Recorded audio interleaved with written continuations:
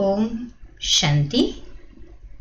भोग की विधि एवं विधान को कंटिन्यू करते हैं। तो भोग के दरमियान क्लास की नियम व मर्यादाएं हैं, कुछ वो समझते हैं। पहला, भोग के समय कुछ एक मर्यादाओं का ध्यान रखेंगे जिससे वातावरण शांत रहे, कोई डिस्टरबेंस न हो और कोई विघ्न न पड़े।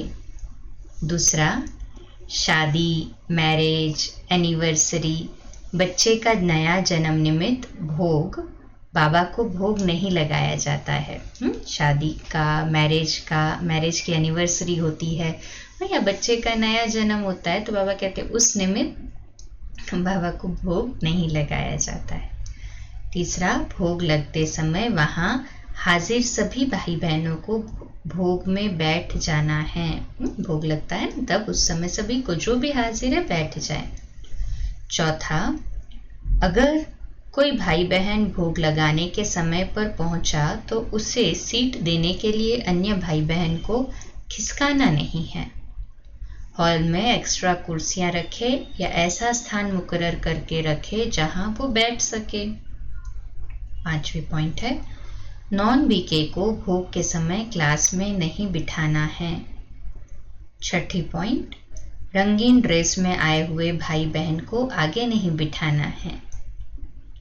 सातवां, भोग के समय बातचीत नहीं करनी है। आठवीं पॉइंट, भोग के समय गीत सिलेक्ट करके रेडी रखें और गीत बजाने का साधन भी टेस्ट करके रेडी रखें।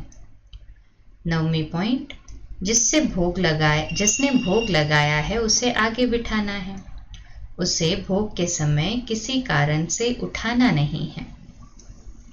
10वां पॉइंट, अगर श्राद्ध के निमित्त भोग है या कोई आत्मा के निमित्त भोग है या रक्षाबंधन, गुरु पूनम के भोग में सफेद रुमाल थाली पर, जब श्राद्ध के निमित्त है, रक्षाबंधन के निमित्त या गुरु पूनम के निमित्त भोग है तो सफेद रुमाल थाली पर लगाया जाता है। 11वीं पॉइंट है, जिस समय भोग लग रहा हो उस समय किसी को भी खाने पीने की चीजें ग्रहण नहीं करनी है। ये रिस्पेक्ट है ना परमात्मा के लिए, तो अटेंशन रहे। 12वीं पॉइंट, भोग में बाहर का ब्रेड, बटर, बिस्किट, मावा, पनीर इस्तेमाल नहीं कर सकते हैं। 13वीं पॉइंट, मावा और पनीर उस दिन का बना हुआ ही यूज कर सकते हैं। फिर अगर संदेशी भोग लगाए तो 4 पॉइंट्स को ध्यान में रखें। पहला, जब तक संदेशी का पाठ वतन में चल रहा है तब तक गीत चालू रखे, क्योंकि बाबा के साथ संदेशी की वार्तालाप चल रही है या वो देख रही है, विजुअलाइज कर रही है सीन्स, तो जब तक वो नीचे ना आए तब तक गीत बंद न करें। दूसरा, बाल धुलाई करके बैठे। तीसरा, भोग में गुलाब के फूल अवश्य रखे। चौथा, मीठी टोली जो हाथ में दे सके वो जरूर भोग में रखे।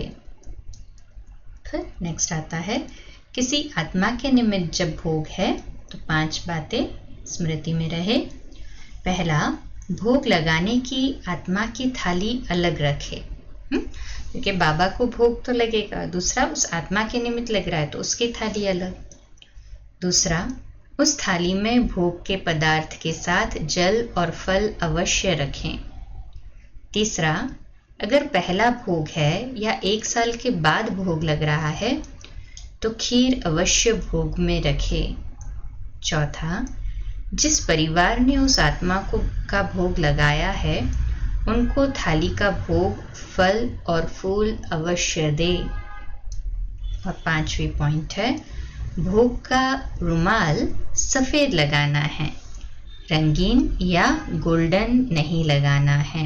जब किसी आत्मा के निमित्त लगा रहे हैं तो वो सफेद रंग का ही रुमाल हो, ये अटेंशन रहे। फिर भोग के पश्चात समेटने के लिए 7 पॉइंट्स है। पहली, भोग के पश्चात भोग के बर्तन धोकर पोंछकर स्थान पर रखना है। दूसरी, भोग का टेबल साफ करके स्थान पर रखना है। तीसरी, भोग के टेबल का कवर और कारपेट स्थान पर रखना है। चौथी, भोग के बर्तन पोंछने का नैपकिन धोकर सुखाना है। पांचवी, भोग के रुमाल स्थान पर रखना है। छठी, हॉल साफ करके रखना है। और सातवीं पॉइंट है, जिन्होंने भोग लगाया उनको हार, फल, फूल, भोग में लगाया हुआ पदार्थ अवश्य दे। अच्छा, इसी को कल कंटिन्यू करते हैं। ओम शांति।